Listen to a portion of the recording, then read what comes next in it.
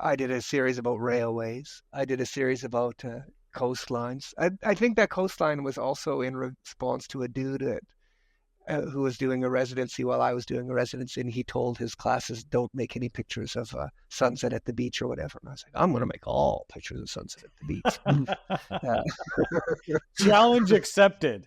Yeah. Yeah, exactly. And then I'm happy with these subjects or topics or motifs that are not challenging, that they invite you in to a degree and you just make an intelligent observation about them. I had a really nice compliment, actually. My last show was ski hill landscapes.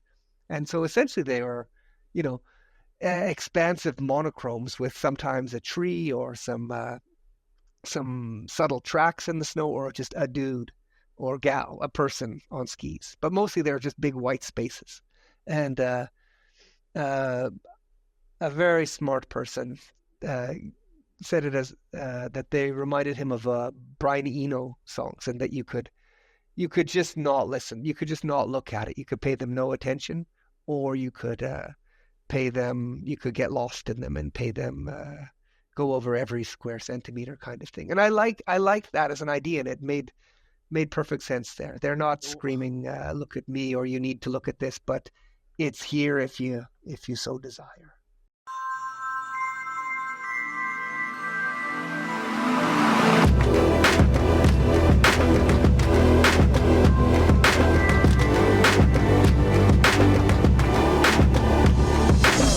Welcome to the show, Scott. Thank you. Thank you for having me. Of course. Thank you for taking the time. I know you're on vacation there with your family, and you took this opportunity to have a conversation with us here on the Urbanaut. I know my audience is very, very thankful, and I've been diving into your work, and there's a couple of things that you had said, in our previous emailings that really struck me, and I loved it. And so before we begin, go ahead and introduce yourself to us and the audience. Okay, my name is Scott Conarroe. I am a Canadian photographer, for the sake of this conversation, who lives in Bern, Switzerland. That's amazing. Yeah. Well, I'm going to dig. So, yeah, please do.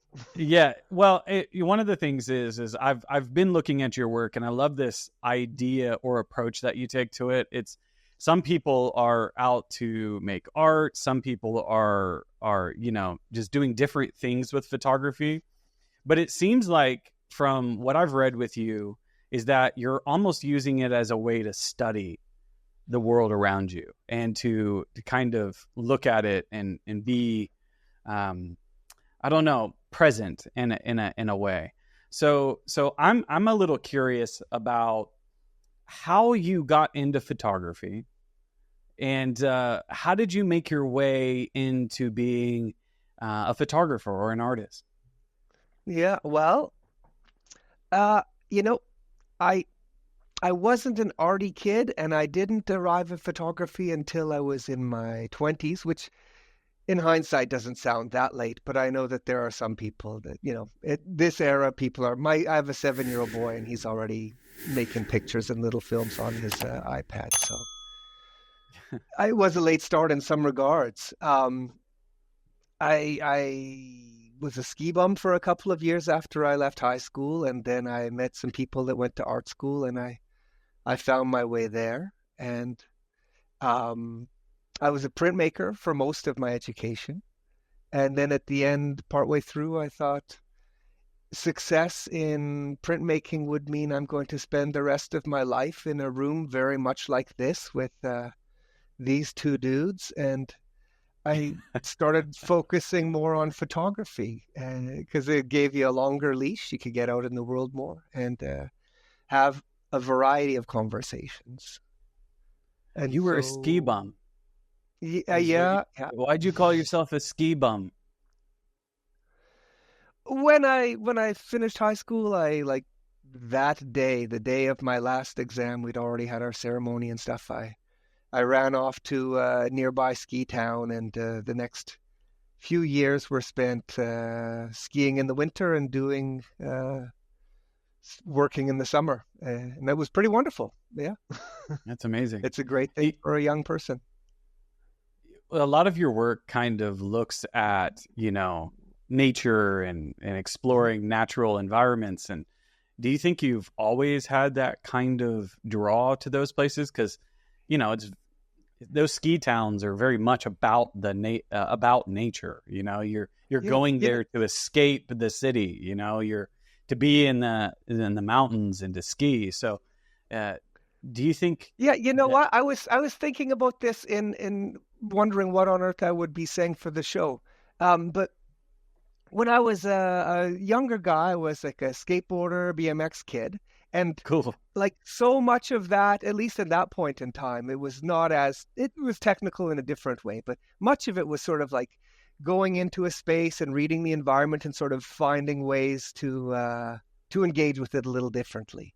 And then, through skiing, it's a similar story. It's there's a landscape and you occupy it or inhabit it, and it's so in a way, photography is very much an offshoot of this way of sort of arriving and finding a spot and figuring out, okay, how will this work in my practice here? And I've never thought about skateboarding like that. I was a skateboarder too, and I wasn't a good one. But when you go to a new place or a space or whatever, you do kind of survey a little bit, and you see, how can I play here? Yeah. And so that's interesting. I don't, as long as I've thought about that, I don't know that I've ever made that connection. And so you're doing that. Go ahead. Yeah, well, I mean, those were what I was thinking about, like where I sort of started to learn about images, and that would be it, like looking at freestyling or Thrasher or whatever, trends were. Like, I even used to subscribe to Spike Jonze's zine back in the day, like his photocopy zine. But yeah, those were very much about a person and a situation. And anyhow, sorry, I cut you off. Go. No, you're fine. No. You were adding to the conversation, but I'm kind of curious. How did you develop your skill? How did you develop your practice? Did you go to school for in it? photo? Or did you? Yeah. You know what?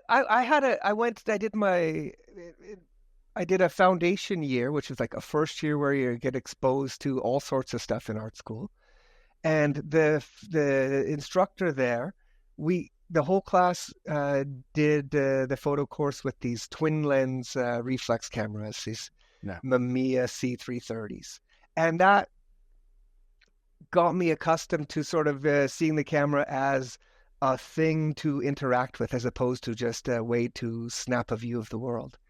So right from my first introduction to sort of photography as a pursuit was, you're looking at the inverted backwards images and you're doing a light meter reading. And so it was from that, it wasn't super technical, but it did give you the sense that the camera doesn't do it, that every step of the way is for you.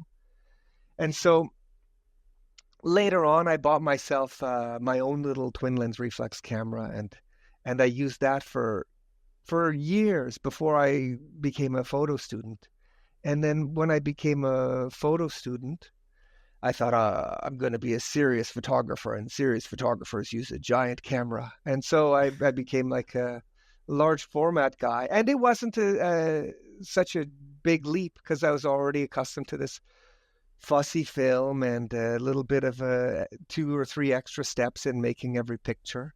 And so that's how it is, how it started for me. And then partway through my art school too, I got, I had to have a life change. And I basically I would go ski all morning. I went to school in Vancouver at this point, and there's a lot of ski hills, local mountains. So I'd go ski all morning, and in the afternoon, all night, I would just hang out in the dark room. So it was, I got very solid instruction, but I also just had a lot of time to just throw at making photographs. What were your early photos like? What were you taking pictures of? There were actually, you know what? the first sort of serious project I did as a final project in art school, I look at it and it was pretty good. It really set the stage for a lot of what I would do afterwards. So I remember the first night I went out shooting with this large format camera. It was a weird Linhof on a rail, and I don't know if that means anything to anybody, but it started with Vancouver, and it was Vancouver, and it was winter, so it was a little rainy, and I found myself under the Canby Street Bridge, and I made some photographs of a playground. These would be my very, very first photographs as a serious photographer, photo student, whatever. And so it was nighttime, so it was a bit of a long exposure, and it was, whatever. It's a long exposure, nighttime playground under a bridge. It's a bit spooky, a bit playful, a bit lots of tones, and then as with all of my subsequent projects, I make a picture I like or a handful, and then I just follow that sort of pathologically and develop a system that tries to riff on something that I liked about that. And so I did this project about long exposures, nighttime under bridges in Vancouver, which has many as a coastal islandy kind of city. And yeah, so I would go out at night and set up the camp. It wasn't about like hobo camps and garbage. It was more about the architecture of these things that we are accustomed to going over. These big sort of concrete cathedral-y spaces. At night, when the rest of the world is a bit darker, they would glow in a different way. So it wasn't really a total forensic study. It was and at some point I realized, and these are all black and white photographs. And at some point I realized, you know what, the difference between 20-minute exposure and an hour exposure is not so dramatically different once the printing happens. So I would start to take my cues from the environment as to when the shutter would be open and close. So I don't even remember which photograph this was, but I used to tell the story when thank you for asking about this. I haven't thought about this for years. I'm always curious. One of my favorite exposures was the length, and this is a pre-podcast era, so I would listen to the radio on my Walkman. And one of the stories was one of the photos was the exposure was the length of time it took this woman to read How the Grinch Stole Christmas on the radio. Another one was the length of time it took me I left the camera. It seemed pretty safe. Didn't seem like anyone was going to wander past it. So I left the camera and went for supper and came back and shut the shutter. And that was the length of the exposure. And so the photo would be the photo, but then the process was about the space and about the time something had happened in the exposure. And aesthetically, I was and still am a big admirer of Hiroshi Sugimoto's movie theaters. And I'm not even sure if this is true or if it's somewhat apocryphal, but I have it in my head from somewhere that each of his exposures for those was the duration of that movie. So the screen I don't know if that's true, but I like it as an idea, as a concept. It really works. So he had these beautiful, or even sort of rather normal looking movie theaters with a big white rectangle, which was the length of a film in there. And so I sort of, I took that as a very direct influence. So this was the series of photos that are of these big sweeping bridges, mostly looking up. It's mostly about the supports. And yeah, and they're really nice. They're good prints. They were, printed on fiber paper and selenium toned, and I got a show out of it, and a dealer, which started me off on the road. And actually those prints, even though I haven't thought about them and I have no idea where, I think I do know where the negatives are now. They're in my friend's closet in Toronto. Those exactly where they are. Yeah, yeah, they're useful. But those prints have even made their way into a museum. So it like right from the beginning, I guess. And here's another aspect of it too, right? As a printmaker, I was accustomed to spending many hours with my stone before the idea of actually like making a print or a picture wasn't even part of the process at that point. So coming directly from printing to taking these big sheets of film that every time I open and close the shutter cost, whatever, $15 when you think about the price of the film and processing and stuff like this. I would try to make every piece of film count as a project unto itself, and then the print was something of evidence of that. Yeah. Anyways, That's amazing. Yeah, so that was the earliest stuff. I really enjoy nighttime black and white photography. I love the low light black and white stuff. It's, aesthetically, it's just very pleasing to me. I don't know how many, I've seen some conceptual stuff with that, but overall, I know this is shunned upon in the art circles that I hear about, but I just think they're just simply beautiful. I agree. I love the I call it the little starburst that happens from the lights, the streams out to the sides. I just really go ahead. Or the hazy glow that leaks in from the edges. Yeah, it's good. Yeah, absolutely. Yeah. And you were doing this 4x5 too, so the resolution is probably stunning. They were. I mean, prints were smaller back then, right? I think they were 20 by 24, which is back then was really big, and the resolution was good. Yeah. Yeah. Well, I guess now we have printing methods that are like, you could print a whole wall, but still 20 by 24 is still big for a. Yeah, they were wall works. And they sort of approximated the size of the lithographs that I was into making. So the departure was not. So it felt like a lateral move in many ways, rather than stepping up from 35 millimeter 8x10 and jumping. It felt rather natural and lateral. Go ahead. No, go. No, I also really enjoyed the reference that you had made to that other artist that was doing on playback. I'm going to write that name down. You know what I mean? But the exposure in a movie theater for the entire film. What a concept. And I'm just imagining those images already in my mind's eye. And I'm like, what a great idea. Like, are you not familiar with this work? Are you not already familiar? I think I am, but I don't want to sound like someone that is, like pulling out of a knowledge trove that I do or do not have. But I'm sure I'll look at it and go, oh yeah. I always tend to do that. I'm like, oh, that was it. Oh yeah, I know that. I've seen that before. But no, I just love that idea, because what you're doing at this point. Yeah, go ahead. Sorry.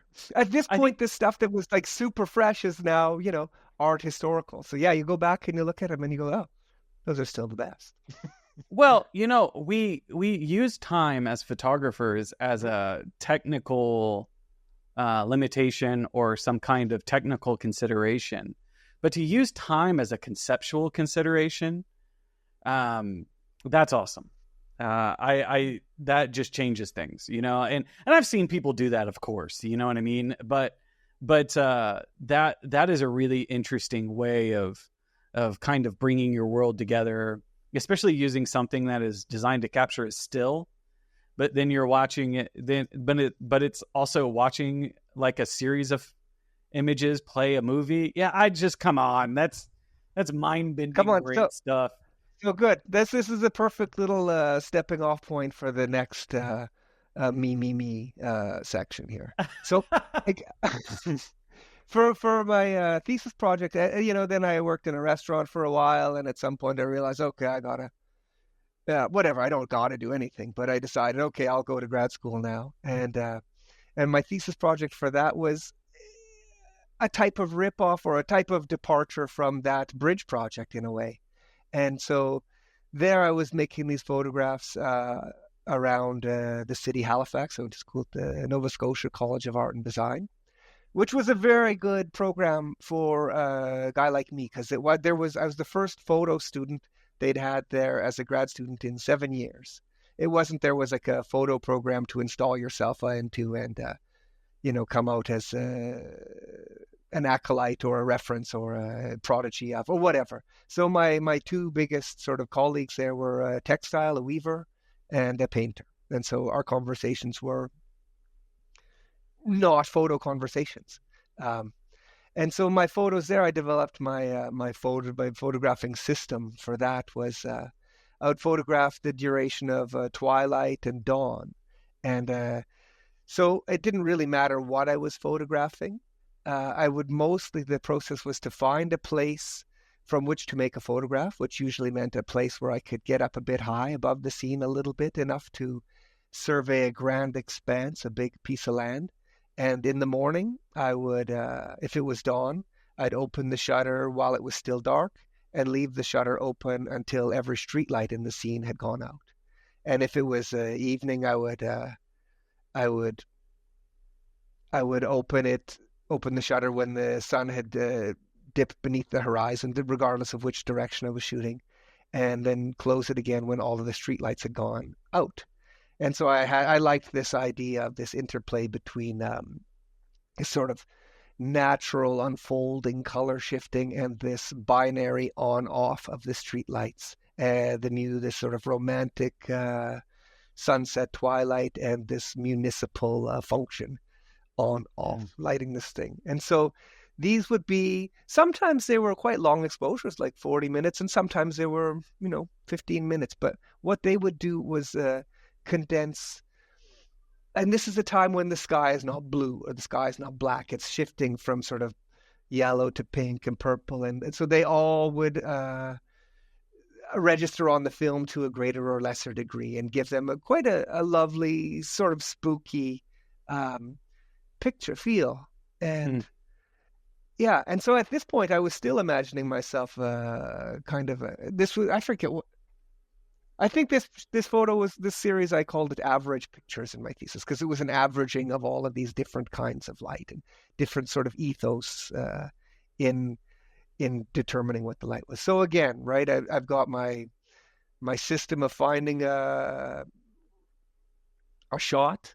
It wasn't about photographing this thing or that situation. It was really about finding a place to photograph from and then letting the system do its thing. And I also, took a lot of art history classes and I wanted to make them beautiful. I always had a little bit of resistance to this dry conceptual stuff that gave you nothing to look at, but you're supposed to think, oh, what a genius idea. So they were classically, aesthetically pleasing. I wasn't trying to reinvent imaging, but I did want them to work in that regard. Yeah. It's really interesting that you didn't, because some people do subject forward, but you're putting process forward. Yeah. Why? Yeah, I think you pointed to it a little bit, but do you feel like that's do you still do that? Yep. Yeah. I mean, I riff on different motifs. I like certain motifs or whatever, but yeah, no, it's still very much a process. I mean, I know that it's I don't see myself as coming from this storytelling or narrative-based idea of photography, or even documentary photography. I like them more of as an idea of as a record, or as we talked about before. These are studies; they aren't stories. I'm going out just to observe and see, rather than to assert or find out anything in particular. And then through an examination, you get, whatever, you get the various informations that a still photograph can lend. Do you find yourself finding a narrative in it?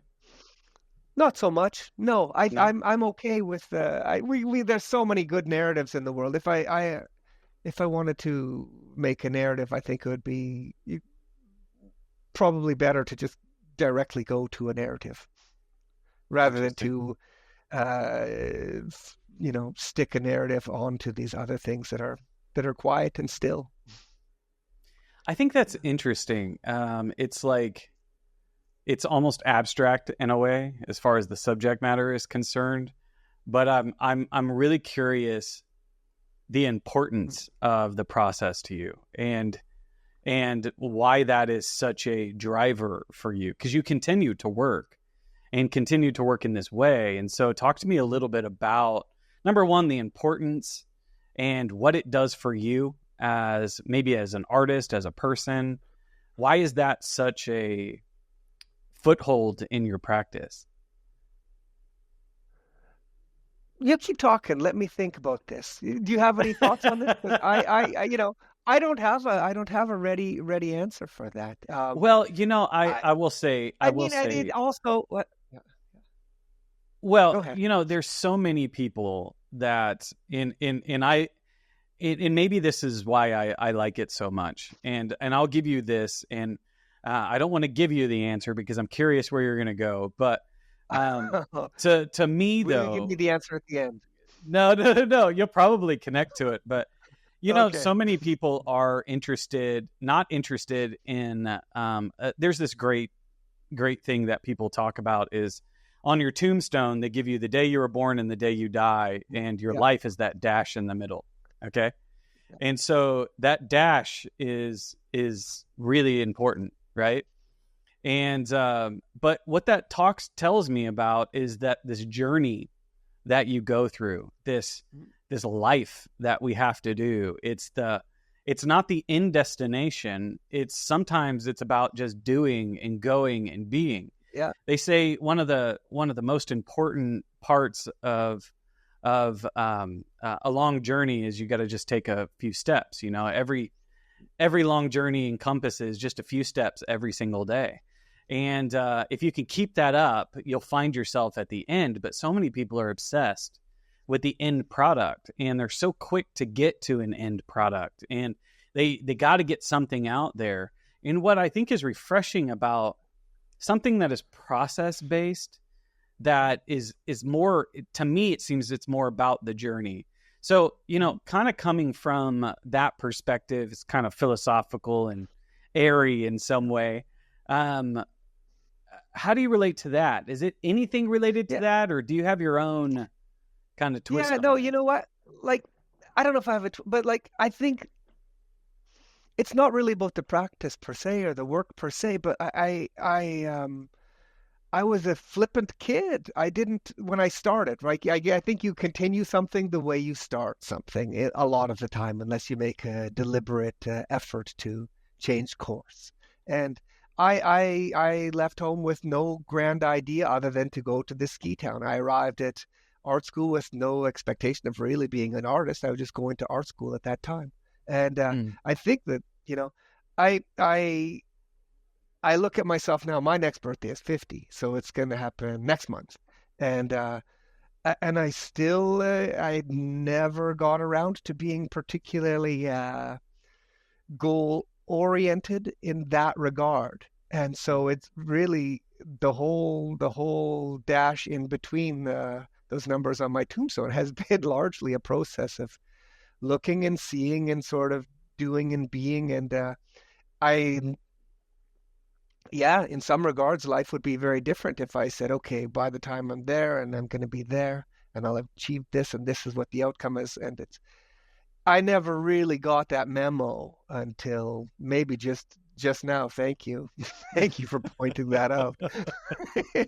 But it's all so far so good.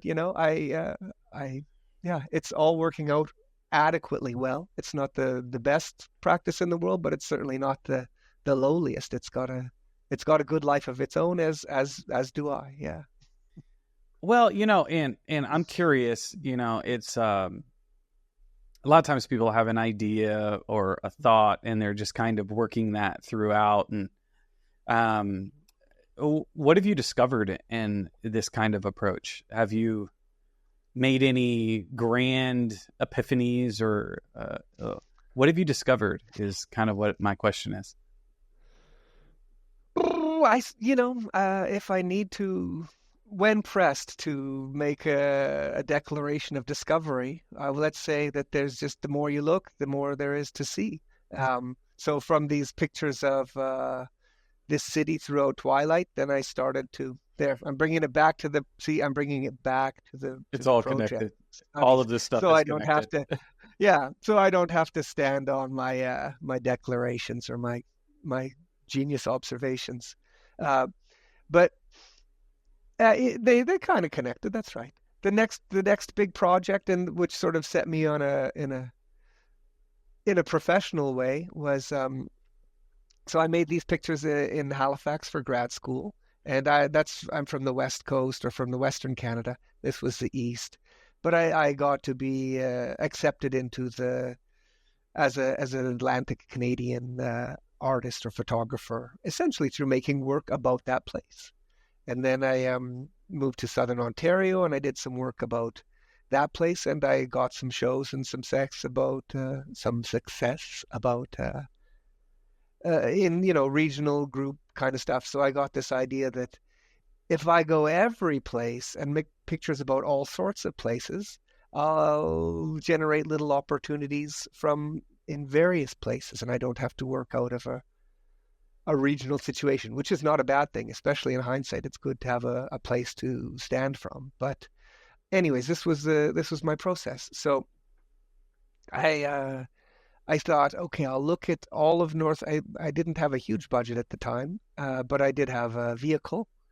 So I would do one of these big road trip photo projects, and I based it on a motif of railways. So I thought I'll look at North American civilization along the rail infrastructure.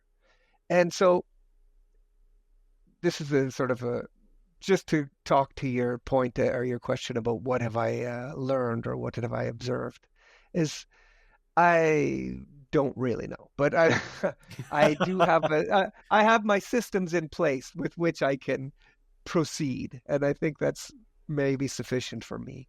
So I took this rather ubiquitous motif that does have it was the infrastructure of North American civilization. Everything, the way that the cities are laid out and the way that the land was settled, was in no small part a product of railway building. And so that was a way for me to go to all these different places and to make this sort of, in some regards, anodyne or old-fashioned motif. But if looked at, I don't want to say properly, but if looked at with current eyes, it could also be extremely current as well. And so that was that was sort of what got the ball rolling for me in my professional practice. Yeah. I'm just curious about those profound moments. You know what I mean? When you have a practice that is spanned as much time as yours has, you discover something. And, I don't know if it's subject matter discoveries or if it's personal discoveries or what have you, but I'm going to push you on this because I think you have something. I think you have a little piece of something, and it could be just something simple that you've learned about yourself in this whole process and all of that. So I'm when you look at your work, you feel like you're onto something.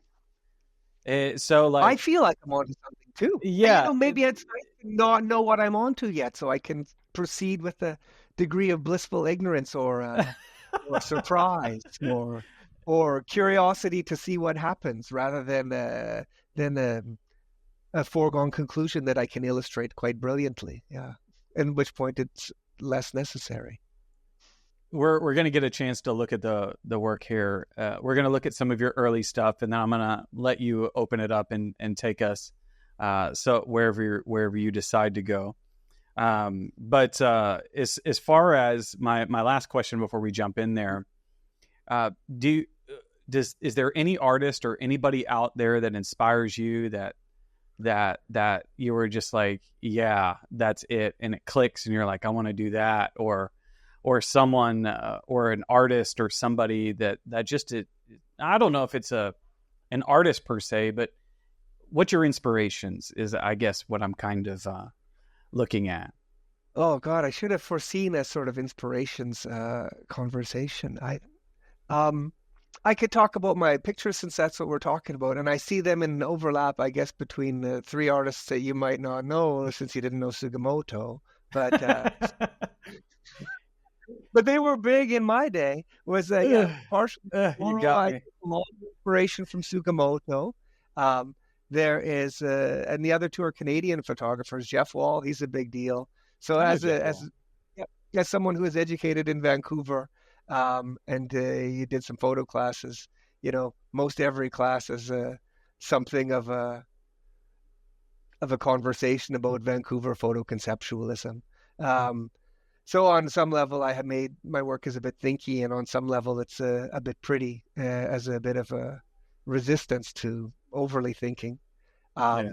And the other photographer is a Canadian photographer, Ed Bertinsky, who is also a big deal in image making. And I structurally, I have something, I follow in some of his footsteps too, these big spaces with lots of description. But I've always liked this, his aspirations, or his view that he can go out and just take on the biggest topics there are, and just start working, and all of a sudden you have a project about the entirety of human civilization at this point in history. Just, well, that's pretty grand. Wow. Pretty grand, yeah. So I think I see my practice as sort of like in some sort of Venn diagram of those three practices. I exist somewhere, I hover somewhere in the middle of those. And now when I was talking, I actually, the last really exciting show I saw was Stan Douglas' show. And do you know Stan Douglas? I've heard the name. It's not coming to... He's an arty artist. No, I mean, he's a great artist. He's a really great artist, and it makes these quite intricate photographs pieced together from other photographs to make a sort of a tableau scene. But they're quite, they're not perfect, but they're perfect enough that you don't think about it, and they're like the whole film's condensed into a frame, and they're pretty subdued in a way and over the top in another way. That's awesome. Those are my photo heroes, I guess we'll say. Well, since we've kind of jumped into your profound moments and we've jumped into your inspirations, let's... Are we done with the profound moments? What's that? Are we finished with the profound moments? Yeah. No, I'm sure you're going to tell us a little bit here in a minute, but take us into those early projects, By the Rail and By the Sea. By rail. Okay. Good. Yeah, by rail, like I got to go around and do lots of stuff. And maybe if I've learned one thing from all the photos, I don't think I have learned one thing. But each project, each study is an opportunity to learn something. And so for by rail, this was this moment in American history where it was Obama was a new guy, and Hillary was the other going to be the other possibility for president. So there was a lot of that was always the background narrative on my radio while I was driving around and finding my places to stand and make a photo. So I mean, that was a big part of learning. I grew up in northern BC and northern Alberta in small towns. So I grew up with this idea that we're living our lives and it's perfectly nice, but really like so much of the world is happening elsewhere, which is not an incorrect analysis, but it's also, so I had this desire to go out and see the rest of the world and figure out what it was about. And so I got to see some things that way. And then when By Rail was finished, I thought it was pretty good. It was good timing. This is a bit of history now. Good grief! It opened. It became a touring show with a regional gallery in Ontario where I had been living up till then. And it opened the same week that Obama was inaugurated and took the train to Washington. So I felt like I was really on to something. I thought, I was and I wasn't, but it felt sort of validating. And then the next year I was still sort of living the same way. My life had not changed substantially, which is neither good nor bad, but I was still very mobile. And so when it started to get colder, I wanted to work my way south again, continue making pictures. So instead of by rail, I did this project by sea. So by rail was about this infrastructure that crisscrossed the continent and the civilization, and by sea was a project that just looked at the perimeter, the coastline perimeter. So I followed it all the way down. I didn't go to Mexico. I was always a bit, it was such a tedious process crossing the border from Canada into the States that I didn't want to have to manage any other border crossings. So I really just went down to Corpus Christi and then worked my way to the other coast and back up to Alaska. And then as it got warmer, I worked my way back north. And then a couple of years later, I got to participate in the Canadian Forces Civilian Artists Program. I think that's, and I got to go up into the Arctic Ocean with one of our Navy ships and photograph, some of the Arctic. I didn't do a total lap of the continent, but I got to see all three oceans and include them in the project. It's amazing. Yeah. At least the North American continent, that's awesome. Let's take a look. Let's look at some. Okay. Oh, okay, good. This photo is, is sort of one of the ones that started it off. This is a photo from my, it wasn't from my grad school stuff where I was photographing the duration of Twilight, but it was photographed from immediately after that when I was still using the same process. So almost all of the skies looked approximately this color, and you can see some little street lights on. But so I began photographing this way, and I saw that I had this railway. So there's a railway right through the middle, and many of my favorite photos did have a railway. It wasn't about the railway. It's just a charming, useful visual piece of the puzzle. And again, so we see that it's another way that my photos were once described, and it was as soon as someone said it, it made so much sense, is that they recede into the they recede into the foreground. So my foregrounds are all very, very small, and the backgrounds sort of rise up around it. Yeah.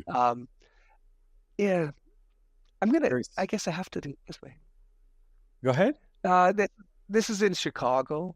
I've seen this photo, this very similar frame a few times, and I'm okay with that. I'm not out to make the most novel photographs. It's really about spending time and doing a rather thorough perusal. This is in Cleveland. I almost didn't include this one in the series because it was I found it a little, I don't know, not exactly bleak, but it also a little bit of a laundry list of all of these things as opposed to a scene in and of itself. But I see what it is. Yeah, well, exactly. So it's really, that's why it's quite useful for me, because it does, each project seems to just be one more step from the previous one more step. And in terms of America, here we have all of the foundational infrastructures of a budding civilization, from the waterways and canals with the railway just overlaid on top of that, with the freeway just overlaid on top of that. It's really kind of a blunt and very straightforward use of civic design. But yeah, I'm very happy to have included that one. That was By Rail was a book, or a quite of a big catalog for this touring show, and then I did a project By Rail or another book By Rail and By Sea. But this was the cover for By Rail. Oh, so it was the cover. Yeah, this became this one that I'd originally edited out, but that's so funny. My dealer, Stephen Bulger from Stephen Bulger Gallery, he asked me why I wasn't including that one, and I told him why, and he's like, "Really? I think you should reconsider." So I was like, "Okay, you seem to know," and it became actually, to this day, it's one of my favorites and one of the most useful photos I've made of. Yeah, it was really good. Some people have much better insights than the person behind the camera. Yeah, I find that. I've heard that a Yeah. lot from people. It's like it's almost like we're attached to our images as a photographer or whatever. And yet, since, Yeah. there's some people that say there's two ways to like miss something. One is to be really, really far from a subject, and so they can't see it clearly. And then one is to be so close to something that you can't see it clearly either.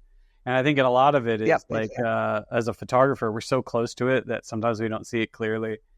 But it is definitely interesting. I'm actually seeing our conversation play out in this image. So it's Exactly. yeah. Yeah. Yeah.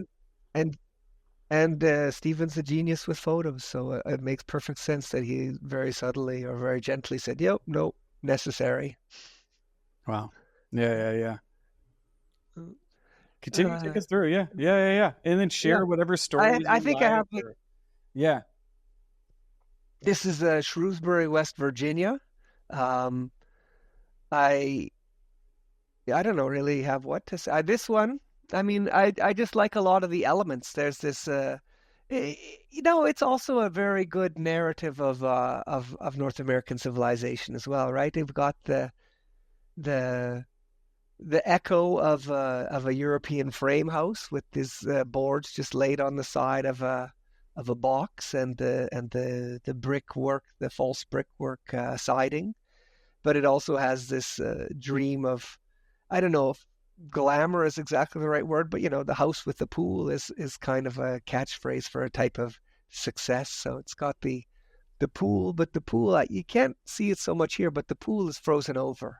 And sitting on the ice, you can see it on the prints. The prints, of course, are much larger. And but sitting on the ice is a maybe 10 or 12 bottles just sitting on the ice. I'm not really clear what that's about. And then nestled in behind the trees is a cell phone tower.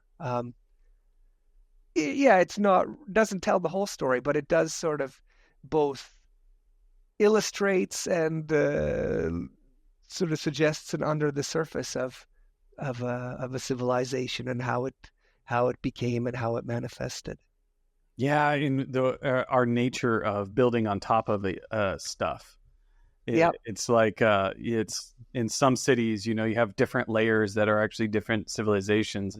I think Britain, England actually has some of those outlines, but it's interesting when you look at it from the American standpoint because it's like technology is layered on yeah, top of each other, and so the railway and cars and cell phone towers. It's you're is that your main goal, is to pack in a lot of info into an image? Is that what draws your eye, is when there's a one lot of the going things. on, or you're Yeah, like, one go ahead.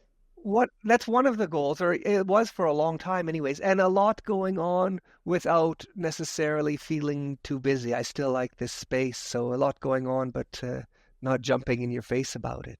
Yeah. Yeah, it can be too busy sometimes. Increasingly, it has a lot going on is more just visual stuff to fall into and fall back from. But it's because I've become more comfortable in my practice and I can, it's more landscapey than sort of studies of culture, Yeah. which is, which is what it is. And I got to, exactly. And well, here's another example of just the layering over, right? There's the railway and there's the freeway that more or less follows it, and all of the previous dead cars just get piled in between. Yeah. So I got to do this grand road trip and follow through these old, these great topographical studies, but give them a 21st, was it 21st century? Yes, it was 21st century then, a 21st century sort of reboot, as well as the dream of the big dream, or making it to the West Coast and finding the land of milk and honey, or whatever these narratives would go. I always like this one. if I understand correctly, this railway here is called the Coaster, which makes sense. It goes along the coast, but it's like a roller coaster, a little fun ride from San Diego to LA. Yeah. But it also could be a drink coaster, you know. Hey, I didn't, let's see. Keep I your didn't table figure that. that was the first thing I heard, you know. But it's I think you have I can see your eye kind of following lines, and I can see your eye working the frame here. And so it's quite interesting. Yeah. When you look back through your work, are you always taking a step back and looking at the larger picture? Do you ever find yourself doing like things close up, or what do you? I guess I'm jumping into your philosophy here. What is it about the step back that's my professional work, or the work that I send out into the world that can be sold and shown and all of that stuff is, it's all a step back. And then I have a very thriving practice of family snapshots. But that's, So I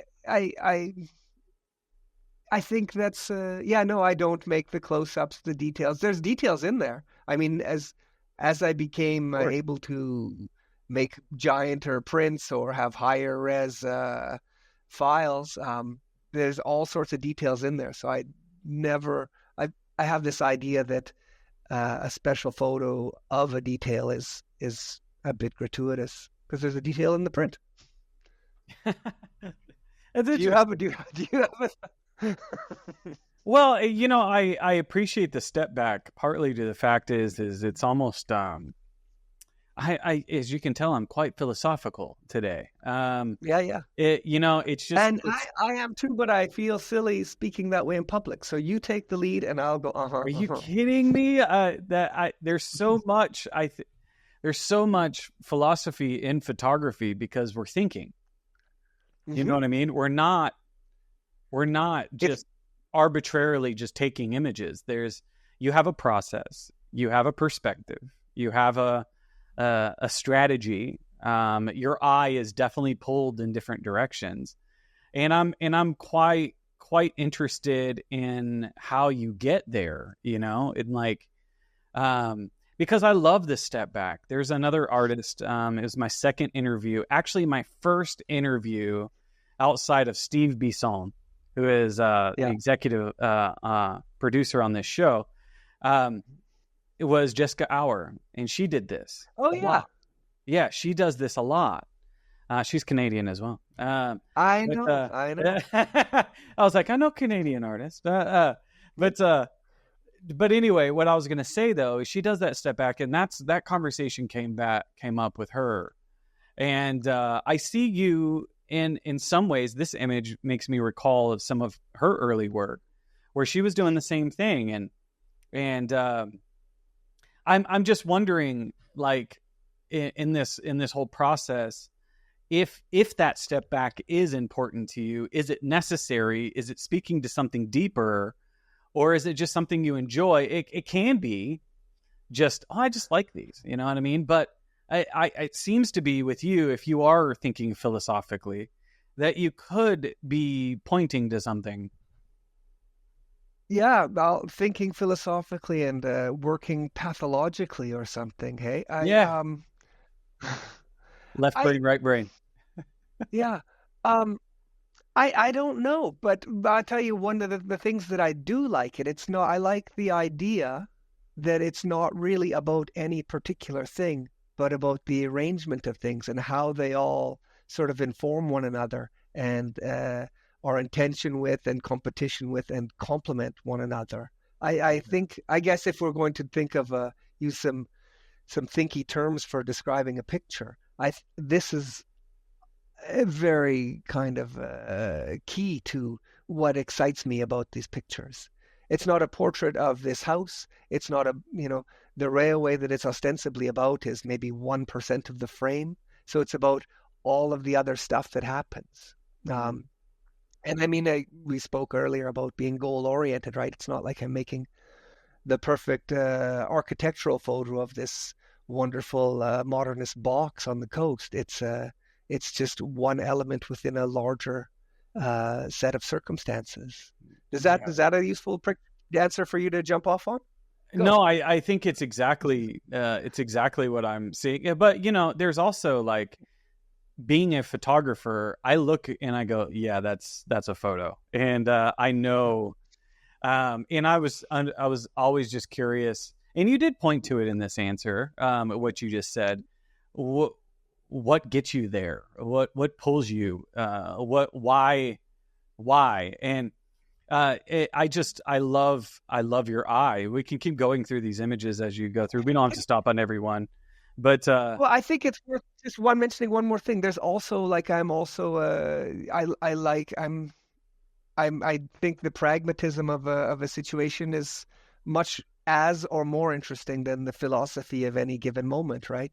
And for this was I was a guy living in my Toyota Previa van and eating granola and hummus and just driving around. So I wasn't, and every time I would open and close the shutter, that was an investment of like, I don't know, $10, $15 between buying a piece of film and processing it. So yeah, I wanted to make, I wanted to get a bunch of stuff in there. I wanted to make it useful in X number of ways. So just a portrait of some dude that I met there was a lower priority than all of these other things. So with my investment of X number of dollars, I'm going to make 2 or 3 photos in a place, right? Not it's a different era than you can make 100 photos if you have 100 seconds. Yeah. Anyway, so there was also this degree of pragmatism. It was like, okay, what can I do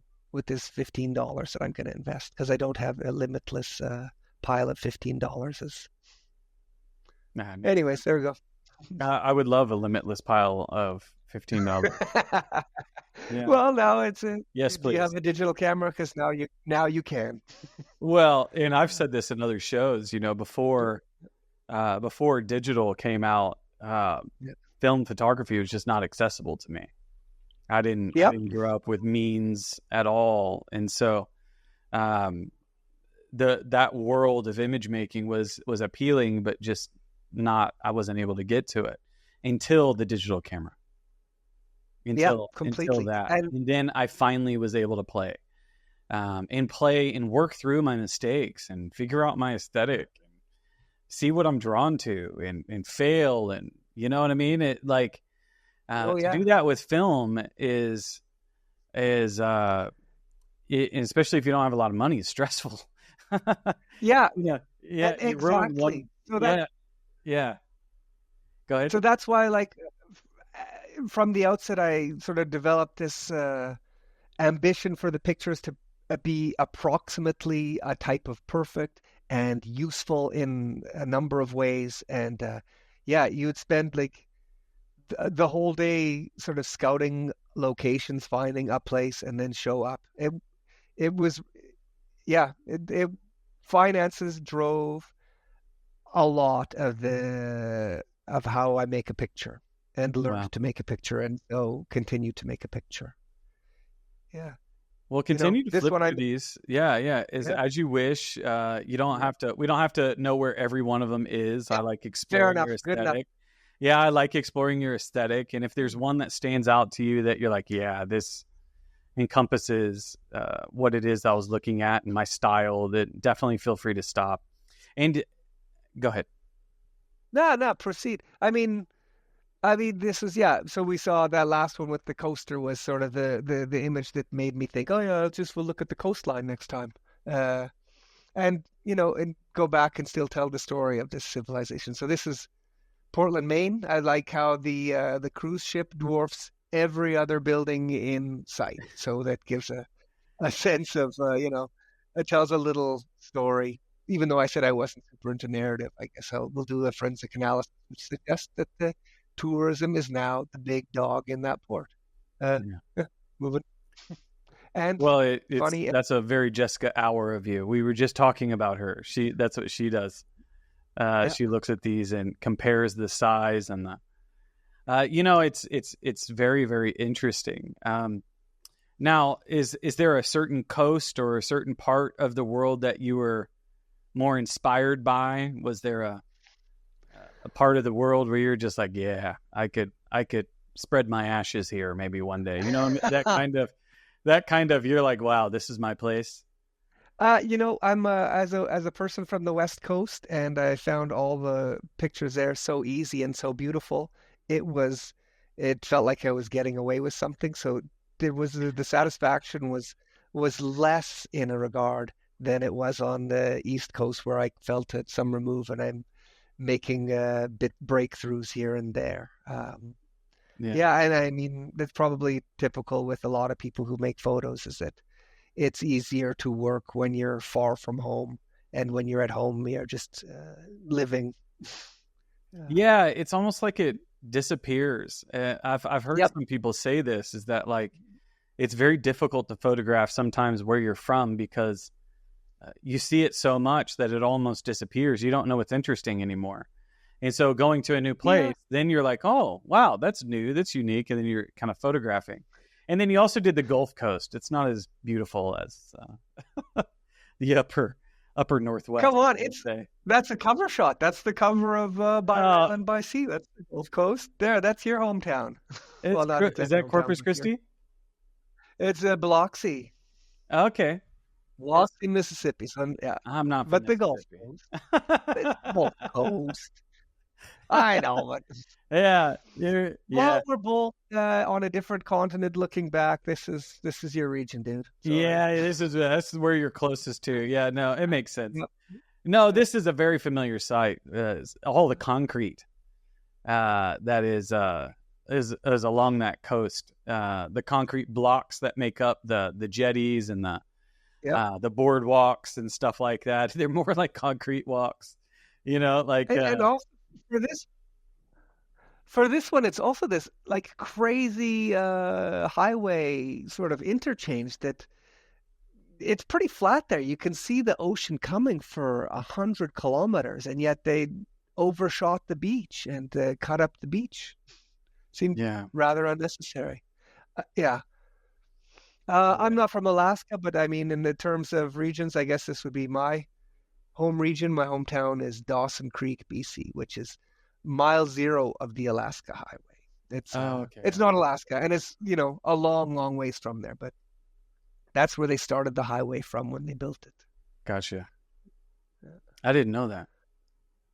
I know Alaska and Canada are very intimately connected, but I didn't know that. That's interesting. And this one's from Nunavut, from Iqaluit in Nunavut, and you can see, I don't know if you can see some small dogs there. So those are all sled dogs in the summer. They almost blend in. Yeah, no, they're very wolfy. It was intimidating to even stand so far back from these guys. They definitely saw you. Yeah, they did. They did. I made my 2 exposures and scooted happily. happy to go and have a burger. Yeah. No. So from by sea and by rail, you've done a lot of work in between now and then, and I'm kind of curious about some of your latest kind of work. Maybe you have a show coming up, which is kind of a culmination of a lot of work that you've been doing throughout the year. So I think that's a good place to go next to kind of dive into your world a little bit. So take us into that project. Tell us, I wouldn't call it a project because it's a show. So tell us about the show and what your thoughts are about it, how it came together. Take us into that. Wait, now I lost the finder there. So the other projects have tended to be these sort of sprawling landscape studies, and this one is not. I mean, it is. It's a bunch of the B-sides and stuff that I looked at while I was doing other projects, and we did I did a series about railways. I did a series about coastlines.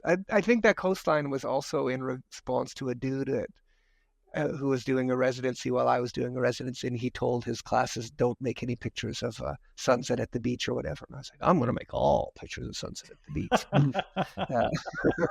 Challenge accepted. Yeah. Yeah, exactly. And then I'm happy with these subjects or topics or motifs that are not challenging, that they invite you in to a degree, and you just make an intelligent observation about them. So after that, I did a project about China's railways. I did some projects about Alp borders, and I did a Rust Belt project about the gentrification of the Rust Belt. But after, so from those railway coastline projects to today, that's almost 20 years has passed. And there's a lot of stuff that I kind of like, but it wasn't part of a project. And I was looking for a file on a hard drive quite recently, and I just started grouping stuff into a few different bodies of work that I liked, and it was coming up time to do another show, and so I edited a bunch of tree photographs together, photos where the subject, or how do we say the punctum still? Can we still say that? The punctum is a tree of some sort. Yeah, a botanical study. And I mean, this is Zurich. We see the tree in between the houses. It's got its own little place on waterfront real estate. And similarly, right, the city has grown up around these. And this, I think, I'm hopeful that you will be workshopping my rhetoric or my shtick here, because I don't have anything particularly articulate queued up and ready to go. Just that these are a bunch of... with these first two images, I think it's really quite interesting. You're almost... architecture has a personality, and that waterfront, it almost looked Dutch, almost German, so you can kind of find an identity within those. But if you look at our natural world, and you had written something that your grandparents could actually identify a tree just by looking at them, right? Or by you, what did you say? No, it's by the rustle. But I didn't say my grandparents. I said my grandparents' generation. My grandparents were dead or on their way before I became useful at conversation. So I never got it from them. But my grandparents' generation. There you go. Okay. I've heard. But I think there's something. I think there's something about that. And what I'm saying is that you're almost personifying them in these first two images. You're giving them a space for identity within a larger scope. Even here, standing amongst humanity, or finding its waterfront place. The first thing I thought was on that waterfront was I wonder if it enjoys the view. I couldn't help it. I bet. I wonder if that one in the courtyard enjoys the children playing underneath, or, in this case, welcoming a family home. So there's a personification that is instantly happening within me. I can't help it. It's a part of the neighborhood. It is our neighborhood. They're just as much a part of our community as. They're not just window dressings and decoration. They're alive. Yeah, an earlier title, a working title for this show was "The Word for World is Forest." It's the title of an Ursula Le Guin novel. It's a bit wordy for me, so of course we had to edit it out. But yeah, it sort of embodied it. It gave a lot of it. It hit the right notes for me for this. The punchline for this one is there's this giant orange tree, and then off to the right of it, there's a similar shape, similar color, small orange tree. It's called Big Tree, Small Tree. That's wonderful. Yeah. And so this is, in a way, this is the kind of work I imagined I'd be doing someday when I'm less mobile, is fishing through the archives and building projects or No, you bodies should of do work. it as much as you can. Do it as much as you can. Yeah, you're right. Yeah. You're right, and it also might open me up to deviating from the projects more actively. Yeah. Well, and I'm going to go back to philosophy. Sometimes, Okay, good. Thank you. well, you can look at your psyche and your growth, and you can kind of flip through and you can see the evolution of your eye. And you said you really haven't. I was asking you about these profundities. You know what I mean? These profound moments that you may have had. They might be delivered to you at that moment. I had an experience being an intern at my age was strange, but I got an opportunity to intern with a photographer in his studio, and one of the things that we were doing was scanning old negatives, and he was getting a chance to look back through his archive that he hadn't done in a long time, and I saw how valuable it was to him. And I want to encourage you to do the same, because he was asking me, what do you think about this and this pairing and whatever, I don't know about getting an intern, but there's a value in it for some weird reason. And some of my favorite shows are shows that you're doing right now, when you get to see not just pure projects or themes all in their own, but it's the slamming together of an embodied work, which is everything. Because you are not, in my opinion, from what I can tell, you are not these individual projects that may have given you noteworthy.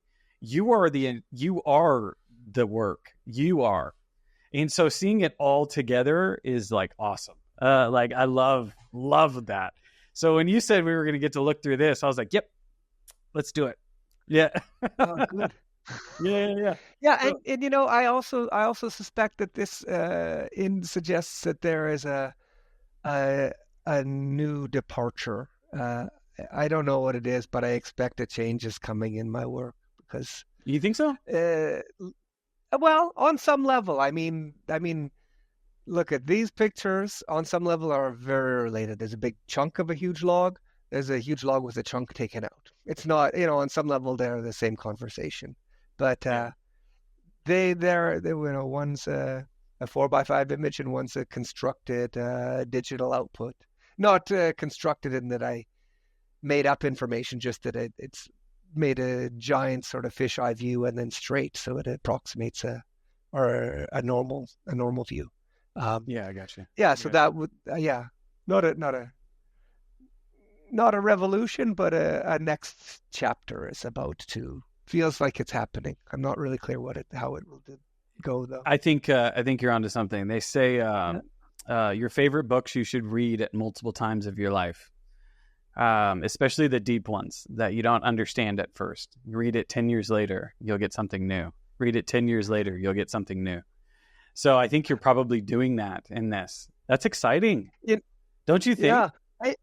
Oh no, it is. Because I've been so accustomed to going out on a very long leash and traveling for months and years on end and making like a picture in a day or a picture every 3 days kind of thing. It's been a really luxurious way to look at the world. And now the last many years, I'm not as excited to go out into the world. I have little kids, and I'm pretty excited to be there for that. But they're now getting older. So anyways, I've been looking at things differently, and I've been looking closer to home and closer to home and closer to home. And so now that I see that it's a chapter in this neighborhood guy with small kids is a chapter in a different story. Yeah. Do you think? I didn't really have a point. I just started talking there, but yeah. No. You actually led me to my next question. Do you think being a father has changed the way you look at these things? Like, I don't think so. I haven't given it much thought. Yeah, But well, my initial response is no. What do you got? as an individual, you're kind of trying to make sense of the world around you. But Hmm. something changes when you have a kid, right? And you're not just thinking about yourself anymore. You're also thinking about them and their future and what world are they going to have. And you start to kind of have almost a deeper sense of time outside of your, immediate sense of time, if that makes any sense. It's Yeah, almost yeah, like, yeah. until you're a father, you don't think about legacy, and like you don't. And so like I'm curious if you've had that moment. And if you haven't, maybe you will now because we're having the conversation. But I think that also too can lead into another interpretation of the work you've done in the past. And Yeah, maybe. yeah, I mean, maybe if I had a very, if I was confident about a vision of the future, I might be able to celebrate it or get up on my hind legs to say we got to change. But mostly, I'm still just curious to see how things play out. So I yeah, I don't have this vision of the future, or and I don't even really have a view of legacy. I do have a view that there is one. I guess that's the first step. But, well, but you said you've been that way since you were young. You know what I mean? yeah, I think of the ski town to art school, and how many yeah, people would love to have that superpower. yeah. How many people want that? They're like always in anxiety. Oh my gosh, what's going to happen? And they're projecting and projecting. But I think it may be I from what I understand, it may be a generational thing, right? Because I got to grow up without so much pressure to do much beyond what was available, like on my street or in my town. That was it. Yeah, the world That's was all there smaller was. back then. I try to Yeah. reflect. We were reflecting on that too, talking about. Yeah. I went to go get my MFA when I was older, and just I Yeah. could tell the difference between the way I experienced the world as a young person versus the way my classmates were experiencing the world as young people, and the stark differences. And I have all kinds of theories about why that is, and none of them may be true, but there is a Yeah, but sense of there are theories, and calmness, so I think, from the older they guide our generation that is, observations for I sure. think, really, and I wouldn't call it the old generation. It's just there is a difference. Yeah, and I am personally blessed at being much more sanguine about everything and nothing than lots of people. I'm very blessed that way, I guess. So continue to take us through, and as you do, kind of think about talk to me a little bit about what made you make these selections. Did you have help? Were you working with a curator, or talk to me a little bit about what it took to kind of bring together the selected images that you have here? We talked about interpretation, right? Yeah. But talk to me a little bit about what it took to kind of put together the selection you have here and why you brought them together. Well, the selection I have here was just I grabbed a bunch from a folder and threw them up, but it's not the selection that's going to be in the show that's coming up.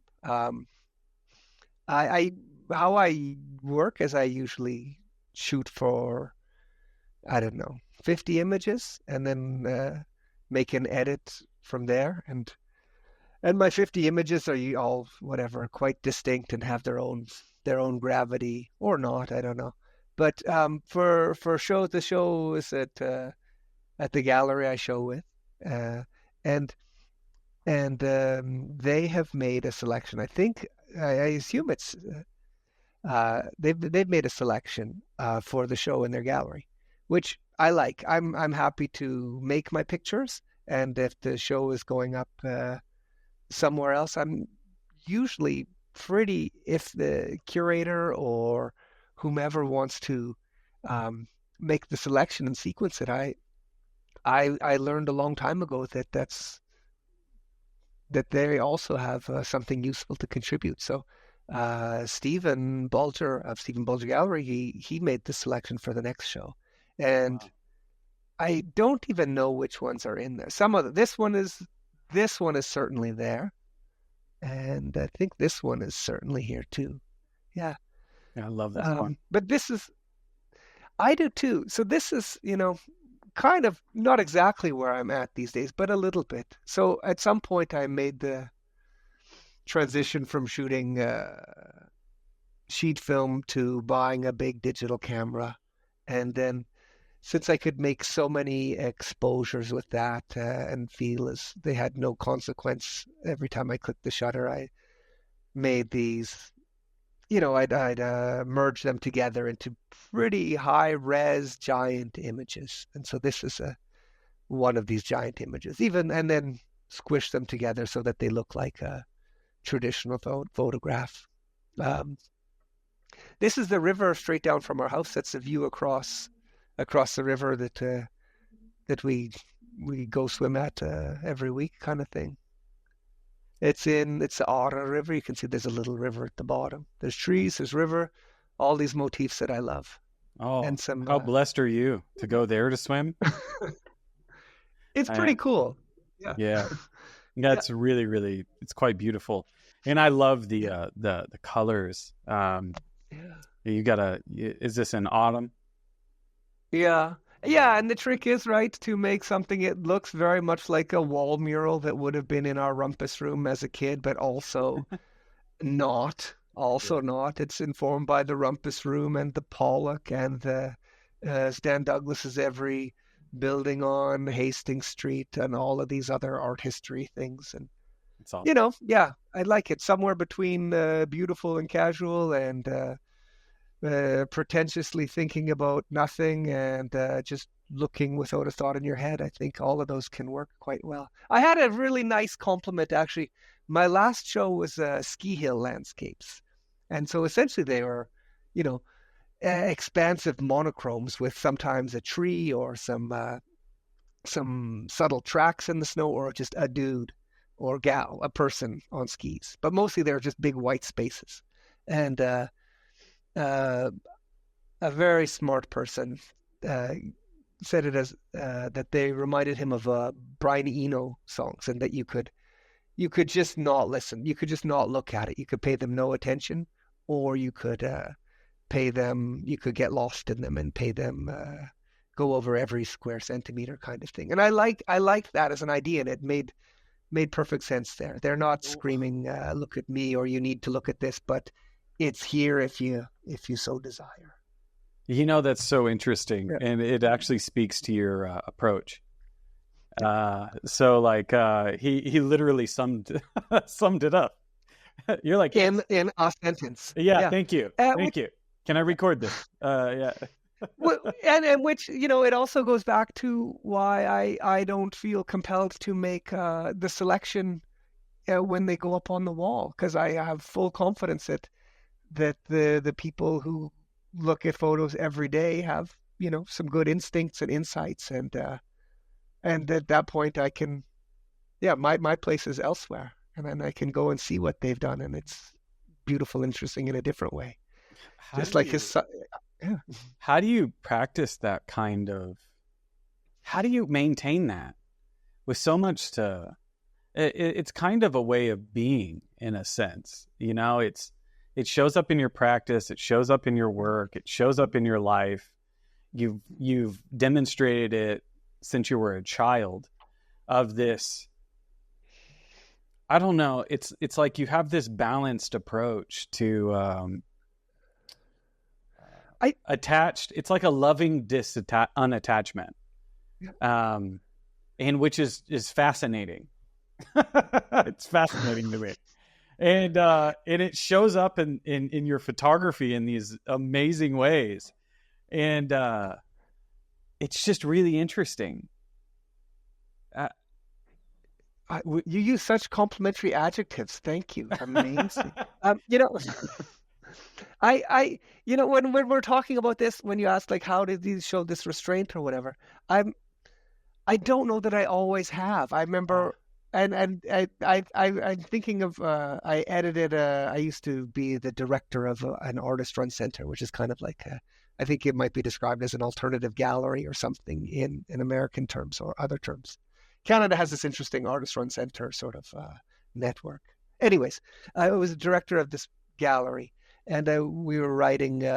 We got some money to do a catalog of this set of shows that we did, and I was working with the guy, and he wrote a text, and it wasn't my style of text, and we got, and as the director, I felt as the guy writing the checks, or signing the checks or handing them out or whatever, I felt like I should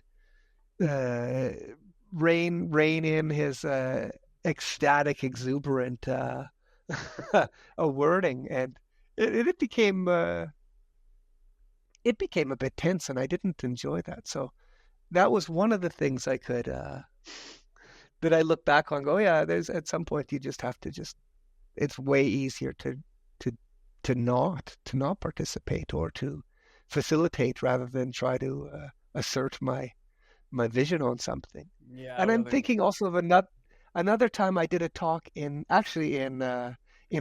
I guess it would be University of Texas, Austin, or something like that. It was at a university there, and it was I did a talk, and another artist from New York we did sort of had two talks. We did the double talk, so him and then me. And in some regards, our pictures were quite complementary and speaking a similar language, and we're of a similar generation, and Momentins is sort of busting out at that moment. But he was talking about this show and how every image that he had was a different size, and this one made a point of saying it's going to be, I don't know, as tall as a person. This one is like a postcard size with a big frame, and it was a lot. It sounded. I remember also sort of cringing and not feeling like I was on board with that. It sounded too fussy and making a lot of work for everybody. And it sort of didn't become. It wasn't about the pictures at that point. It was about a different story, which is totally fine. But it didn't gel with my idea of this is the process, and the process generates the imagery, and everything is if it's a 4x5, the dimensions are this, and the frames can be used again next time. And yeah, it's not that I have great restraint. It's just that I think it's maybe exactly the opposite. I have zero restraint, so it's easier for me to just opt out. Yeah, there we go. That's a fascinating. I call that a superpower. I'm not using that term in jest. I totally believe that. Thank you. No, really, because it's so uncommon these days. It seems like everyone is today, just bound and determined to find a definition for things. And we're really incentivized to have a definition, and even so, people come up with nonsense and assert it as a definition. Yeah, well, it serves for the clarity that they have at the moment, Yeah. But yet, any true clarity comes with time. It's an aging process, like fine wine. And I'm in the land of great French wine, so I know what I know what good aging can do. But I feel that in your work, and take us through a couple more here. And I'm kind of curious, and I think we've had a discussion that literally is going to make these things sing, almost like music. Now, is music important to you? Yes and no. I listen to a lot of music. I'm not. I have a. What do we call it? A promiscuous taste in music. I don't know if that's the word you want. I don't. Well, whatever. A little bit of this, a little bit of that, a little bit. I'm not eclectic. Devoted to eclectic. I think is the word you want. Eclectic. Sure. That's eclectic then. Yeah. So I'm sorry. I'm going to use that later. Just see what happens. Yeah. My playlists my playlists they have stuff from various eras and various places and various, yeah. Yeah. So, Well, music is important, but it's not front of mind important. It's do just you read present. poetry? I'd read a lot of poetry. You know what? Before I went to art school, I was in a creative writing program, and poetry was a big deal because that's my generation of young guy. If you want to be a arty, on the road kind of hobo kid, then you do some poetry. But I didn't last very long into that program. I lasted until the snow fell, and then I dropped out of my program. Gotcha. So you have I have read poetry. Well, no, it's the reason I say this, and because take us through these, and I think people will see what I mean here is you have a rhythm, and You know what? I'm gonna tell me where to stop because I've only got so many open here. It's okay. Oh, so you already went through them. That's wonderful. That's okay. Well, I just sort of grabbed a few because I know that I can go on and on and on and on. I thought I'd no.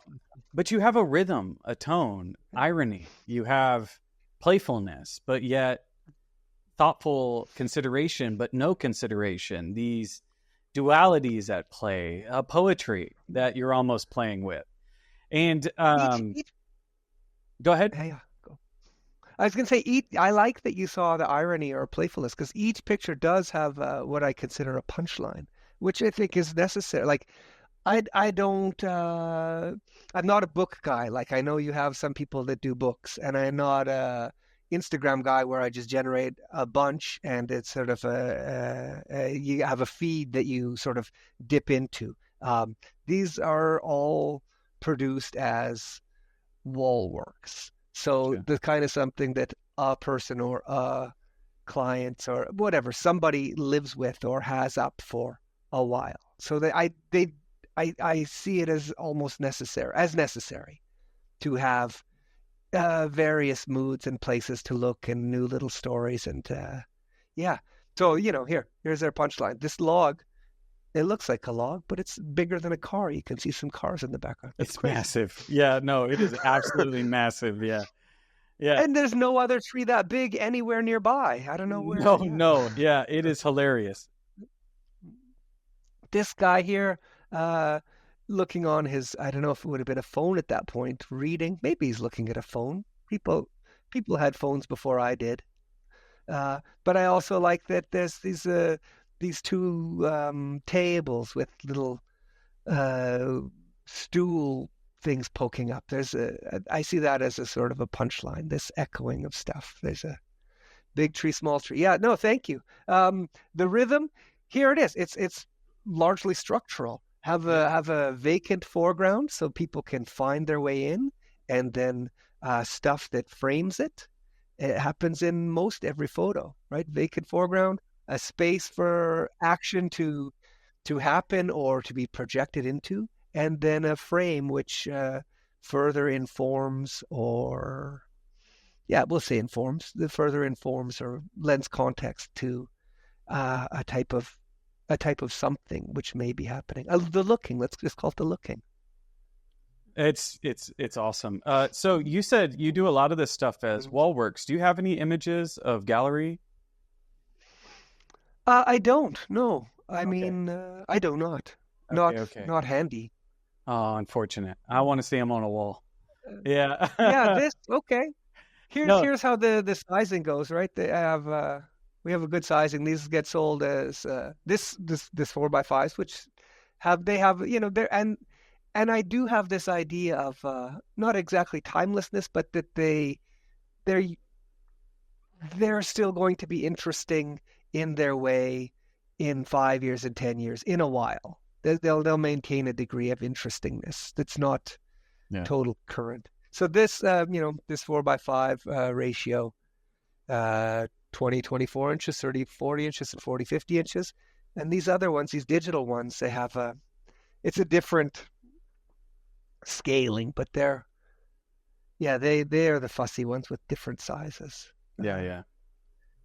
you said you think about your work on the wall, and you said you did do a book before. So talk to me a little bit about how you think about your work in the world. Are you thinking while you're making about how this would go and what size you would do it, or is that all just kind of post? Talk to me a little bit about how you bring your work out and how you think about it out. Yeah. So so much of what happens now began a long time ago. So I started out reading or looking at photos and books and falling in love with those. And there is something very satisfying about having produced books. You can say it's finite, it's complete, the covers are on, there's a sequence, that it's a completed statement. But from the very beginning, I was doing large format work, which, doesn't, it may or may not lend itself most usefully to a book. And I was also in a place where, I got a lot of my early photographic chops and ideas in Vancouver, where the Jeff Wall was making these gigantic prints, and everybody else, that was just how it was supposed to be done. So I had from the very beginning, big prints were what the big dogs did. But I know if you go to other programs or other parts of the world, book projects are how photo is it's the primary mode. It's the lingua franca of a completed body of work. So I started out understanding big works, and I've done a couple of books now, and I think they've been good, yeah. But they always seem like thumbnails compared to what the work is about, right? So if you're working with, as I was working with the large format film and making large prints, I would be excited about this little area in the corner, or how such and such is such and such. And in the book, that stuff would be flattened. That's true. You lose it. So yeah, it's not part of the pictures work in different ways, and the sequences and a whole other fun and exciting and interesting way to sort of understand or move through work. But it felt like nothing. Yeah, it felt like the stuff that was making me excited or entertaining me the most was a side note at best. And then also, I'm really, really fortunate to have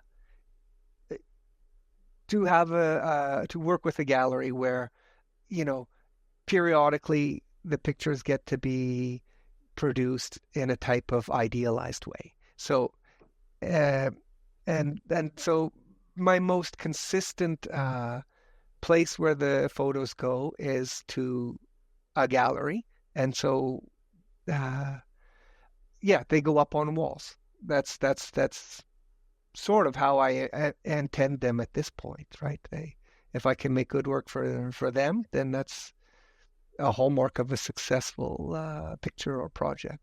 And I'm loose enough with my parameters on success, in that they also go elsewhere and do other things as well. And yeah, does that answer? It completely. You're like, where did I end up? How am I here? Yeah. Am I still? Yeah. No. Yeah. I'm. Yeah. Where I'm at now, right? I spend so much of my time speaking with kids, and and also like with non-art people. My life here, I didn't move here for my practice. I moved here for other reasons. So my practice conversations, they happen elsewhere periodically. I'm a little rusty and feeling out of sorts. No, you said a couple of things that I really, really like. I talked to a lot of people and I asked this question, and I knew that you kind of go a different direction. Most people I talk to, especially in the photo world, think book. Yeah. They only think in books. They're trying to drive narratives. They're collecting images that tell narratives or tell stories. But yet with you, like I hear you composing and crafting for a wall. You kept saying a wall piece and stuff like that. And the step back lends to that. And you said something about, I get really excited about this little corner, and you don't discover those corners until you start working with a 4x5 camera. I don't think. When I started shooting 4x5, I shot these amazing shots of downtown Houston, and I could not believe on my scans that I could just zoom all the way in and look in the front door of a building and see the detail all the way through. And you're just blown away that you even have that in your image. It's just stunning. And I don't know that you would get that in a book. You don't get that kind of an experience. And I love the Jeff Wall reference, because that's what you do with a Jeff Wall image, is you stand there and just explore, you know what I mean? And there's something about that is so cool about photography that often gets lost when it gets translated to a book. And I see you making in this way. And I was just curious why and how you got into that kind of workflow and that work method. And it sounds like it started from the beginning.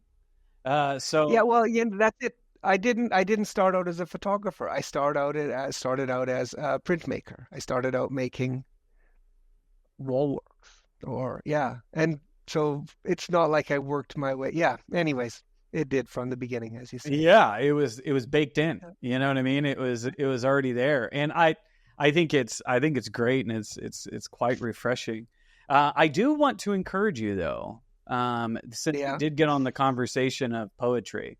Maybe you should do a little book of poetry with your images. Picture poems. Yeah. Yeah. Maybe combine a couple of things and take us through a couple of interesting things that I think you could pull that off. You have enough information.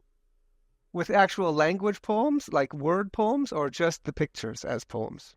I'll let you work that out. You're the artist. But I know as we talk, I kind of more and more I appreciate I project a rightness into the idea of poetry, because I as wall works there, I see them as needing to be somewhat complete in and of themselves.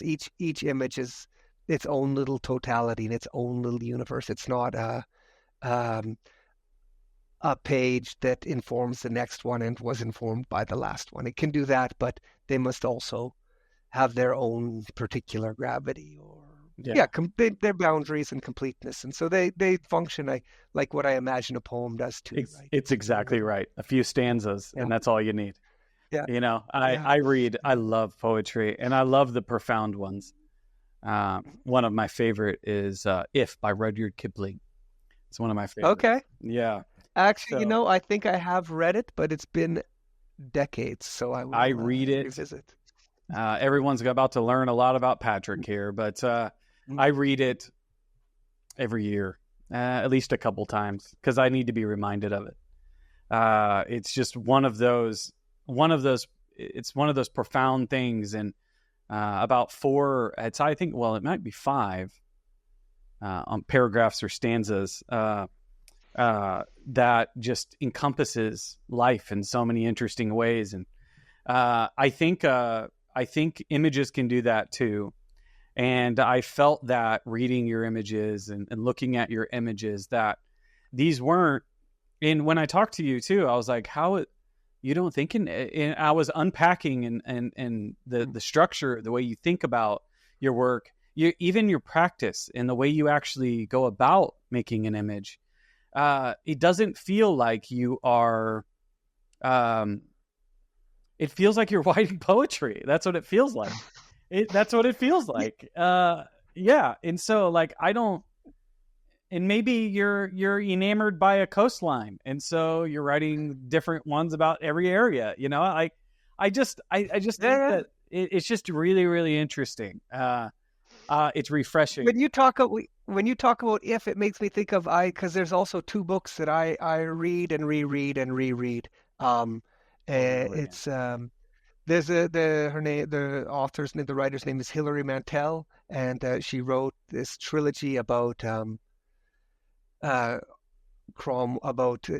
historical novel set in England, Okay. um, and it's about the Henry VIII kind of one of his, what do we call it? Anyways, one of his advisors, and it starts. I've only read but they're dense and they're wonderful. And the first time you read them, you have to go back and look at this list of characters because everybody's named Richard or Thomas or John. So it's dense and slow going. But by the time, by the fourth read, it's hilarious and light and funny, and they're also based on as much historical fact as is available so they don't deviate into fiction except where there's blanks, or they try to illustrate the realism of it. But they're great books. Wolf Hall and Bring Up the Bodies, first two books of this trilogy, both won Booker Prizes, which is high praise. Amazing. And the third book, I have it sitting on my shelf. I've never touched it, because I know how the ending will be that this Cromwell, the main character, will be executed. So I don't really want to get to the end there. But the first two are a fantastic ride if you read them many times, and they become a bit easier rather than arduous. I advise you. That's the kind of literature I like. It's not the kind of thing you can read in one setting. I can read most books in a day or two, and if I can do that, then it wasn't a good read. And I like these those books. These ones will grind. Yeah, I like that. I prefer that. I like a journey, and I like a journey through my own mind, really, of understanding complexity. I like rereading a chapter. I don't feel an urge to get to an end of anything. It's more like trying to kind of get to the crux of a thing. It's one of the reasons I read a lot of philosophy, and because I can read one chapter and go, "What? Hold on, I need to do that again." What? See, this is great. This is great. This is where we're not in competition with one another, because I don't find my own mind the most interesting mind around. I'm happy to step back from my mind. I'm much more interested in doing and being, and rather than thinking it out. And that's why my practice took this why it looks this way as opposed to another way. Give yourself more going credit. Out. Oh my gosh, give yourself more credit. You're definitely doing it. Just in your own way, and I'm going to use the word lovingly unattached way. Oh, I'll take it, I guess. Yeah. That's what some people would call enlightenment, my friend. So, you got it. Yeah. Not everyone, but that's good. Yeah. Good. Yeah. Well, some people. Yeah. That's what they say. But I just have one question for you, and it's the final one that I ask everybody. And I have a lot of people that follow the show that are image makers and photographers, and I am curious if you have any advice for people out there that want to make their way as image makers. I have been reframing this question in the last few episodes to really say this one, which is, if you could have looked back and gave yourself any kind of advice, what would it have been? Well, yeah, in hindsight, that's good. That's a better one. What would it have been? Because, I don't really know the landscape at this point. I'm lovingly unattached. I can. But what do you? Here's one. I used to think this was such condescending advice. There was this goes back to the beginning again. When I was a printmaker, there was an instructor we had, and he used to tell people, like, every day, it was his line, you want to be an artist? Okay, quit school, move to New York. And we always used to think, what is this guy talking about? He's totally undermining my entire day and month and year. Like, is he drunk? Why would you say that? But I'm not. I don't know. I don't know. Maybe. Yeah.